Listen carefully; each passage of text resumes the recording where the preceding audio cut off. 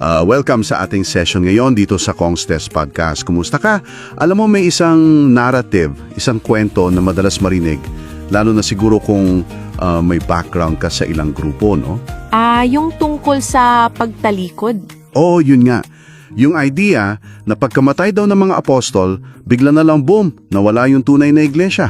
Tumalikod daw. Tumalikod, pumasok sa dark age, tapos syempre, after many years, lilitaw yung grupo nila para ibalik yung liwanag. Classic narrative yan sa iba. Exactly. Pero naisip mo ba to? Kung totoo ngang completely naglaho ang community of believers, paano nabuo yung Biblia na hawak natin? Sinong nag-compile yan? Magandang tanong. Sinong kumila kung aling libro ang kasama? Kung wala na palang iglesia na, alam mo yun, nasa tamang landas, para may disconnect, di ba? Oo, parang hindi nagtutugma yung kwento. Ito mismo yung subject natin ngayon, ang canon of scripture. Medyo technical pakinggan pero... Pero ang tanong lang naman talaga, paano ba nabuo yung listahan ng mga aklat na nasa Biblia natin? Tama, himayin natin to. Sige, ang mission natin basically is to understand yung process. Paano kinilala itong mga aklat na ito bilang salita ng Diyos? So ano ba yung canon na yan? Simulan natin sa definition. Okay. Yung salitang canon, galing yan sa word na canon, ang ibig sabihin ay rule or standard. Isang panukat. So, sa context ng Bible, ito yung authoritative list. Ito yung listahan ng mga aklat na kinikilala nating inspired ng Diyos.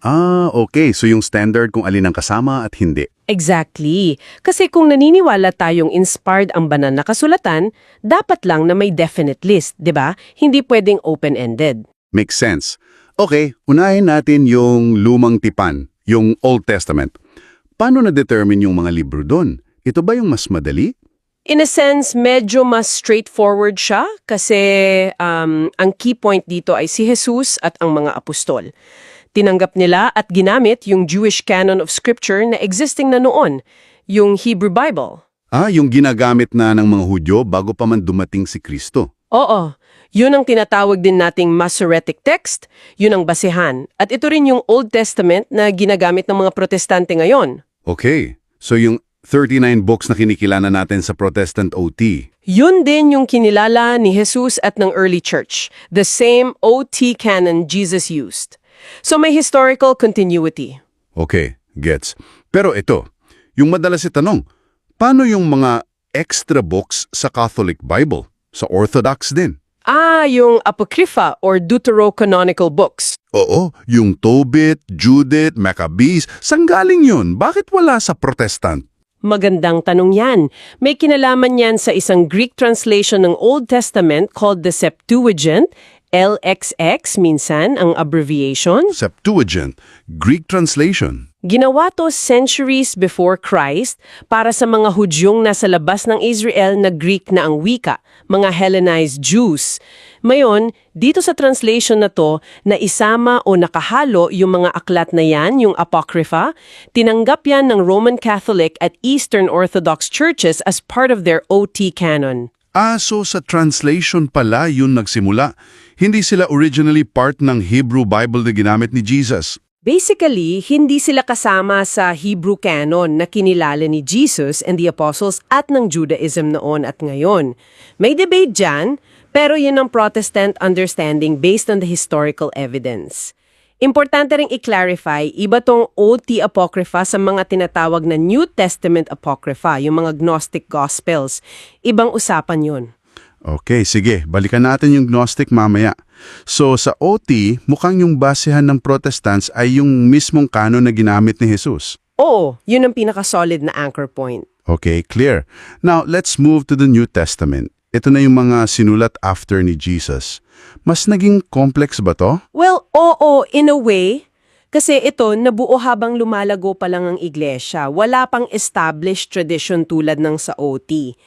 Pero hindi tayo iniwang blind.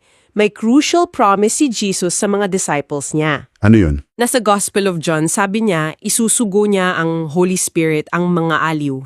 At ang sabi sa John 14:26, Siya ang magtuturo sa inyo ng lahat ng mga bagay at magpapaalala sa inyo ng lahat ng mga bagay na sinabi ko sa inyo.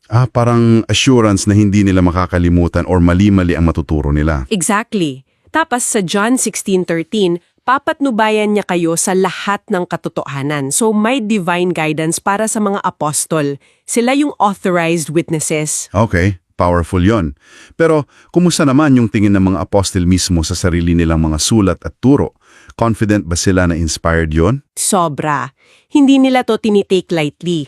Para sa kanila, hindi lang ito human opinion. Like si Paul sa 1 Thessalonians 2:13, pinasalamatan niya yung mga taga-Thessalonica kasi tinanggap nila ang message niya, hindi bilang salita ng mga tao, kundi ayon sa katotohanan na salita ng Diyos. Grabe, diretso, salita ng Diyos daw. Oo. Tapos sa Galatians 1, sabi niya yung gospel niya hindi galing sa tao, kundi sa pamamagitan ng pahayag ni Hesukristo, revelation daw. Wow! At ang pinakamatindi siguro, sa 1 Corinthians 14:37, sabi niya ang mga bagay na isinusulat ko sa inyo ay utos ng Panginoon. Utos ng Panginoon. Talagang authoritative ang tingin nila. Talagang authoritative. At para lalo mong ma-appreciate yan, isipin mo, sa first century Judaism, yung prevailing view noon, tumigil na raw ang prophecy. Tumigil? Paano tumigil? Oo, may mga writing sila like 1 Maccabees na nagsasabi, wala ng propeta sa Israel. Si Josephus, yung historian, sinabi niya rin na kaya raw hindi na nadadagdagan yung canon nila kasi wala ng succession of prophets. So para sa kanila, tapos na yung era ng pagsusulat ng scripture. Parang ganun ang iniisip ng marami. Kaya nung nag-claim ang mga apostol na nagsasalita sila through the Holy Spirit at utos ng Panginoon yung sinusulat nila, Parang sinasabi nilang, hindi pa tapos, may bago? exactly. Napaka-radical nung claim na yon. Okay, ang galing nung context na yon. So kung ganun kataas ang tingin nila, gaano kabilis tinanggap ng mga Kristyano yung mga sulat nila? Bilang scripture din, kapantay ng OT. Medyo mabilis actually. May clue tayo mismo sa New Testament. Si Peter sa 2 Peter 3, binanggit niya yung mga sulat ni Paul. Sabi niya may mga mahirap intindihin doon na binabaluktot ng jiba, gaya rin ng kanilang ginagawa sa ibang mga kasulatan. Oh, so si Peter mismo, tinawag ng kasulatan or scripture ang sulat ni Paul. Ang nun. Oo. Pinapantay na niya sa ibang mga kasulatan na likely yung Old Testament. So very early on, may recognition na. Tapos yung mga sumunod na leaders, yung mga tinatawag na sub-apostolic fathers, Yung mga alagad ng mga apostol. oo, yung mga natuto sa kanila. Kitang-kita sa sulat nila, iba yung trato nila sa sarili nilang writings kumpara sa writings ng mga apostol. May distinction sila. May nababanggit na silang collection na The Gospels and the Apostles. Okay, so may mga libro ba sa NT na parang walang question, tanggap agad? Meron. Lalo na yung 4 na Gospels, Matthew, Mark, Luke, John, at yung Acts, parang imposed themselves daw, sabi ng scholars. Impose themselves. Paano yun? Parang yung authority nila self-evident sa early church dahil sa content at apostolic connection nila. Hindi na kailangang pagdebatehan pa. Foundational sila. Actually, kahit yung mga nagduda sa ibang books later on, itong core group na to, Gospels, Acts, 13 letters ni Paul, 1 John, 1 Peter, universally accepted. At sapat na yan for basic Christian doctrines. Pero may mga pinagdududa nga. Ano yung mga yon at bakit?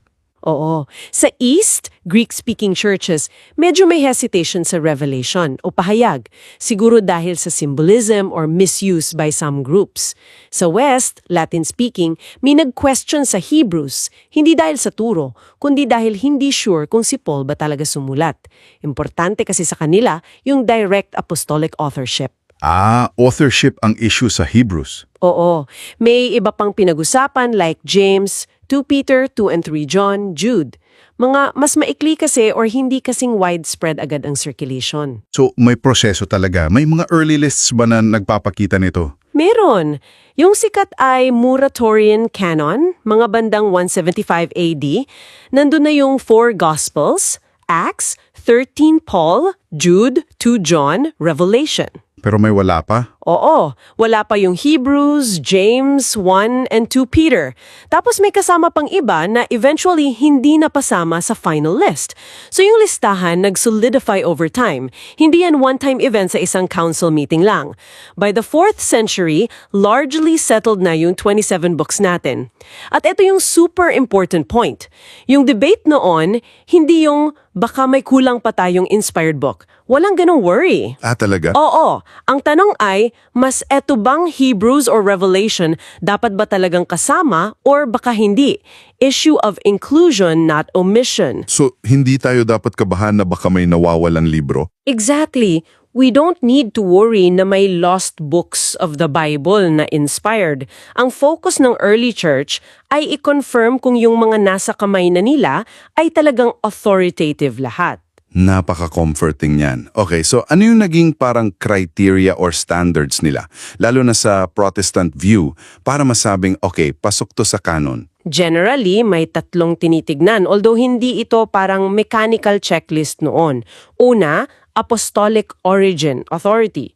Galing ba sa apostol or sa close associate ng apostol? May selyo ba ng apostolic teaching? Okay, connection sa mga apostol. Pangalawa, consistency or rule of faith. Tugma ba yung turo niya sa ibang recognized books, lalo na sa core message tungkol kay Kristo? Hindi pwedeng self-contradictory. Dapat consistent sa buong message. Tama. At pangatlo, recognition by the church, guided by the Holy Spirit. Tinanggap ba at ginamit ng iglesia in general? Nakita ba nila yung divine authority nito? Yung pangatlo, yung recognition, parang medyo subjective yon. Paano yon? Hindi ba parang yung iglesia yung nag-decide? Good point. Dapat klaro, ang iglesia ay hindi nag-grant ng authority. Hindi sila bumoto para gawing inspired ang isang libro. Ang role nila ay mag-recognize, kumilala, mag-affirm sa authority na existing na sa libro dahil inspired ito ng Diyos. Ah, so yung authority, inherent sa libro dahil galing sa Diyos, ang iglesia nakilala lang. Precisely. Parang pag-recognize ng tunay na ginto. Kinikilala mo ang value niya, hindi ikaw ang nagbibigay ng value. The books impose themselves. Okay, malaking difference yun. Gets? E paano yung mga kwento-kwento yung parang Da Vinci Code type? Na may mga secret gospels daw, Gospel of Thomas, Judas, na tinago lang ng iglesia. Nako, yan. Pure fabrication yan, mostly. Yung mga tinatawag na Gnostic Gospels or Apocryphal Gospels, karamihan yan sinulat centuries after Jesus and the Apostles, mga 2nd to 4th century AD. Hindi sila eyewitness accounts. So hindi ka panahunan ng mga apostol? Hindi. At marami diyan, Gnostic documents. Ibang-iba ang worldview sa Christianity. Ginamit lang yung pangalan ni Jesus or ng apostles para ituro yung Gnostic ideas nila about secret knowledge, na evil ang material world, etc. Ah, so ibang philosophy pala yon. Oo, ang Gospel of Thomas, for example, hindi siya life story ni Jesus. Collection lang ng sayings na ginamit for Gnostic purposes. These were never seriously considered canonical by the early church. Nireject sila agad as fake and heretical. Walang conspiracy. Okay, debunked na yon. So, balik tayo sa mga librong nasa loob ng canon na pinagduda dati, like Hebrews or Revelation. Sige, May impact ba kung hypothetically inalis yon? ito pa ang isang magandang point. Kahit tanggalin mo pa yung mga debated books na yan, walang essential Christian doctrine ang mawawala. Talaga? Bakit? Kasi lahat ng core doctrines, yung deity ni Christ, yung substitutionary death niya, yung resurrection, salvation by faith, lahat yan matibay na itinuturo sa mga universally accepted books. Gospels, Acts, Paul's letters, 1 Peter, 1 John. Ah, so yung mga fundamental truths nasa universally accepted books na. Oo, hindi rin naman contradictory yung Hebrews or Revelation. Nega-add sila ng richness pero consistent sila sa whole message. Kaya may confidence tayo na God providentially guided the process. Okay. So, wrapping this up, para sa iyo na nakikinig, ano yung key takeaway dito? ang pagbuo ng canon of scripture, hindi pala to arbitrary decision lang. Hindi rin magic. Tama, it's a historical process. Isang proseso ng pagkilala, recognition ng iglesia over time. Ginabayan sila ng criteria like apostolicity, consistency, at lalo na yung work ng Holy Spirit sa puso ng iglesia to recognize God's Word. At yung connection nito sa original question natin about apostasy? Exactly. Yung mismong fact na nabuo at na-preserve ang canon shows na mayroong buhay na community of faith ang iglesia na gumagana at ginagabayan ng Espiritu Santo through those centuries. Mahirap i-reconcile yan sa idea na basta na lang naglaho ang iglesia right after the apostles. Sino ang magre-recognize at magpre-preserve ng canon kung wala ang community? Powerful point. So, heto ang tanong para sa'yo. Gayong may idea ka na sa journey ng Biblia papunta sa kamay mo, paano nito naaapektuhan o dapat maapektuhan yung tingin mo sa authority at relevance ng Biblia sa buhay mo ngayon? Mas lumalim ba yung pagpapahalaga mo? Pag-isipan mo yan. At kung nakatulong sa'yo itong usapan natin, please consider liking our page or channel. Share mo na rin sa friends mo na baka curious din dito. At mag-iwan ka ng comment. Tanong, insight, reaction, gusto naming marinig yan. Para mas marami tayong maabot at makausap tungkol sa mga ganitong bagay.